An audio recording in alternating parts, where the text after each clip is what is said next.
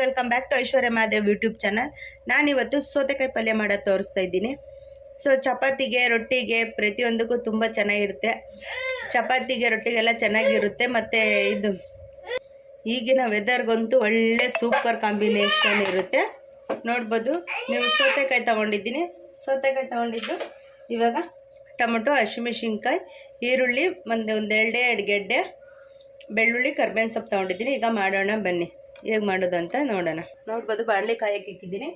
ಈಗ 2 ಸ್ಪೂನ್ ಅಷ್ಟು ಆಯಿಲ್ ಹಾಕೋಣ.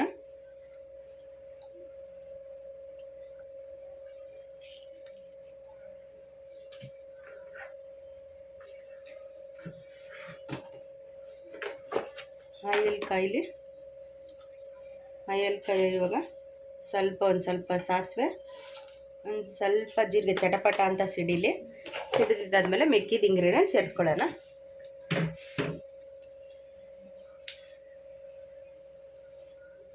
ಈ ಟೈಮಲ್ಲಿ ಈರುಳ್ಳಿ ಸೇರ್ಸೋಣ.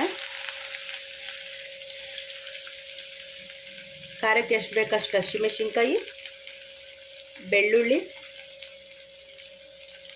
ಕರ್ಬೇವಿನ ಸೊಪ್ಪು, ಟೊಮೆಟೊ ಎಲ್ಲ ಹಾಕಿ ಸ್ವಲ್ಪ ಬಾಡಿಸ್ಕೊಳ್ಳೋಣ. ತುಂಬ ಚೆನ್ನಾಗಿರುತ್ತೆ ಫ್ರೆಂಡ್ಸ್ ಇದಂತೂ. ಮಾಮೂಲಿ ಬೇರೆ ಸಾಂಬಾರು ಸೌತೆಕಾಯಲ್ಲಿ ಮಾಡೋದೇ ಟೇಸ್ಟೇ ಬೇರೆ. ಈಗ ನಾವು ಮಾಮೂಲಿ ತಿನ್ನೋ ಸೌತೆಕಾಯಲ್ಲಿ ಮಾಡೋ ಟೇಸ್ಟೇ ಬೇರೆ. ಸೂಪರ್ ಆಯಿತು. ನೀವು ಒಮ್ಮೆ ಈ ಥರ ಟ್ರೈ ಮಾಡಿ ಎಷ್ಟು ಟೇಸ್ಟಾಗಿರುತ್ತೆ ಅಂತ. ಇನ್ನೂ ಎಕ್ಸ್ಟ್ರಾ ಫ್ಲೇವರ್ಗೋಸ್ಕರ ಕಡಲೆಕಾಯಿ ಬೀಜ ಹುರಿದು ಸ್ವಲ್ಪ ಪುಡಿ ಮಾಡಿಕೊಳ್ಳೋಣ. ನೋಡ್ಬೋದು ಸ್ವಲ್ಪ ಗೋಲ್ಡನ್ ಬ್ರೌನ್ ಬರಲಿ. ಟೊಮೊಟೊ ಬೇಯಬೇಕು. ಇದಕ್ಕೆ ಸ್ವಲ್ಪ ಬೇಗ ಬೇಯಲಿ ಅಂದ್ಬಿಟ್ಟು ಉಪ್ಪು ಹಾಕೋಣ. ಪುಡಿ ಉಪ್ಪು, ಒಂದು ಚಿಟಿಕೆ ಸ್ವಲ್ಪ ಉಪ್ಪು,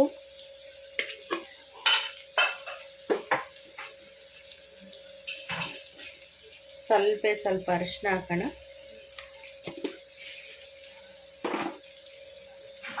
ಹಾಕಿ ಬಾಡಿಸ್ಕೊಳ್ಳೋಣ.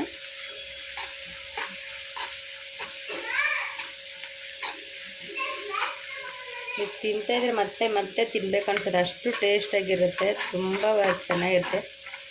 ಎಷ್ಟು ಟೇಸ್ಟಾಗಿರುತ್ತೆ ಅಂದರೆ ಒಂದು 2 ರೊಟ್ಟಿ ತಿನ್ನೋರು 3 ರೊಟ್ಟಿ ತಿನ್ಬೇಕು, ಆ ಥರ ಟೇಸ್ಟ್ ಇರುತ್ತೆ ಪಲ್ಯ ಅಂತೂ.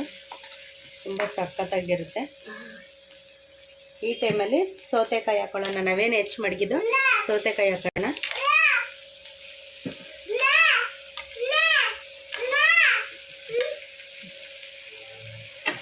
ಇವಾಗ ಸೌತೆಕಾಯಿ ಬಾಡಿಸ್ಕೊಳ್ಳೋಣ.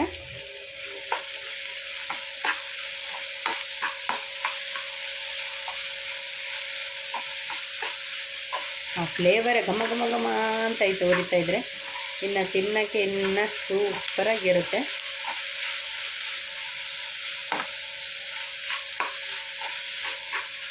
ಜಾಸ್ತಿ ಇಂಗ್ರೀಡಿಯೆಂಟ್ಸ್ ಇಲ್ಲ, ಜಾಸ್ತಿ ಮಸಾಲೆನೂ ಇಲ್ಲ ಫ್ರೆಂಡ್ಸ್. ಈಗಿನ ವೆದರ್ಗಂತೂ ಈ ಬೇಸಿಗೆಗಾಲಕ್ಕಂತೂ ಒಳ್ಳೆ ಮಾಡಿಸಿದ ಸೌತೆಕಾಯಿ ಪಲ್ಯ, ರಸಮ್ಮು, ಈ ಥರ ಎಲ್ಲ ಒಳ್ಳೊಳ್ಳೆ ಟೇಸ್ಟ್ ಚೆನ್ನಾಗಿರುತ್ತೆ.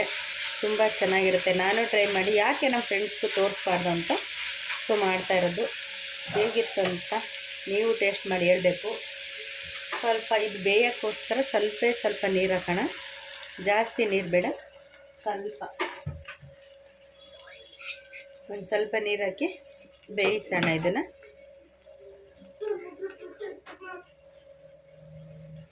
ಈ ಬೇಯೋ ಅಷ್ಟರಲ್ಲಿ ನಾನು ಕಡಲೆ ಬೀಜ ಫ್ರೆಂಡ್ಸ್ ನೋಡ್ಬೋದು, ಅಲ್ಲಿ ಸೌತೆಕಾಯಿ ಬೇಯಕ್ಕೆ ಇಕ್ಕಿದ್ದೀನಿ. ಇದು ಮಧ್ಯ ಸ್ವಲ್ಪ ಕಡಲೆಕಾಯಿ ಹುರಿದು ಮಡಗಿದ್ದೀನಿ.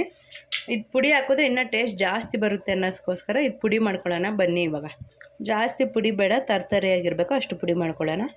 ಫ್ರೆಂಡ್ಸ್ ನೋಡ್ಬೋದು ಬೇಯ್ತಾ ಇದೆ ಸೌತೆಕಾಯಿ. ನಾನೇನು ಕಡಲೆಕಾಯಿ ರುಬ್ಬೋಣ ಅಂತ ಹೇಳಿದೆ, ಆ ಕಡಲೆಕಾಯಿ ಬೀಜ ಹಾಕೋಣ ಸ್ವಲ್ಪ ಫ್ಲೇವರ್ಗೋಸ್ಕರ. ಹಾಕಿ ಸ್ವಲ್ಪ ಬಾಡಿಸ್ಕೊಳ್ಳೋಣ. ಸೌತೆಕಾಯಿ ಬೇಯಬೇಕಷ್ಟೆ. ಸೌತೆಕಾಯಿ ಬೆಂದರೆ ಸಿಂಪಲ್ ಟೇಸ್ಟಿಯಾಗಿರೋ ಒಳ್ಳೆ ಸೌತೆಕಾಯಿ ಪಲ್ಯ ರೆಡಿ ಆಗುತ್ತೆ. ಸೌತೆಕಾಯಿ ಗೊಜ್ಜು, ಸೌತೆಕಾಯಿ ಪಲ್ಯ ಏನಾರ ಅನ್ಕೊಬೋದು ನೀವು. ಖಾರ ತಿಂತೀನಿ ಅವರು ಇನ್ನೂ ಸ್ವಲ್ಪ ಖಾರ ಹಾಕೋಬೋದು. ಸ್ವಲ್ಪ ಈಗ ಗರಂ ಮಸಾಲ, ಇನ್ನೊಂದು ಸ್ವಲ್ಪ ಖಾರ ಬೇಕು ಅನ್ನೋದಕ್ಕೋಸ್ಕರ ಅಚ್ಚ ಖಾರ ಪುಡಿ. ಮಕ್ಕಳು ತಿನ್ನೋದ್ರಲ್ಲಿ ಸ್ವಲ್ಪ ನೀವು ನೋಡ್ಕೊಂಡು ಮಾಡ್ಕೊಳ್ಳಿ, ಮಕ್ಕಳು ತಿಂತಾರ ಇಲ್ವಾ ನೋಡ್ಕೊಂಡು.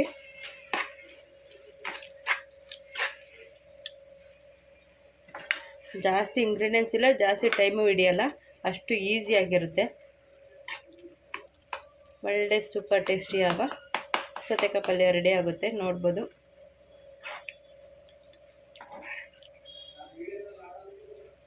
ಇನ್ನು 5 ನಿಮಿಷ ಬೇಯಲಿ, ರೆಡಿ ಆಯಿತು ಅಂತ.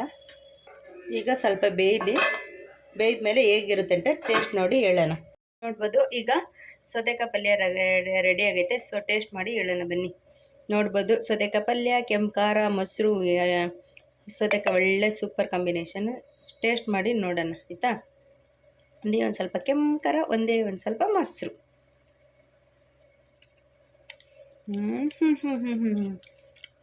ಫ್ರೆಂಡ್, ಮಸ್ತು ಮಲೈಕ, ಸೂಪರ್ ಆಯ್ತು. ಒಳ್ಳೆ ಟೇಸ್ಟಿಯಾಗಿರೋ ಸೌತೆಕಾಯಿ ಪಲ್ಯ ನೋಡಿದ್ರಿ. ಸೊ ಹೇಗಿತ್ತು ಅಂತ ನೀವು ಟ್ರೈ ಮಾಡಿ, ಹೇಗಿತ್ತು ಅಂತ ಕಮೆಂಟ್ ಮಾಡಿ, ಫ್ರೆಂಡ್ಸ್ ಆ್ಯಂಡ್ ಫ್ಯಾಮಿಲಿಗೆ ಶೇರ್ ಮಾಡಿ. ಓಕೆ, ಮುಂದಿನ ಬ್ಲಾಗಲ್ಲಿ ಸಿಗೋಣ. ಬಾಯ್ ಬಾಯ್.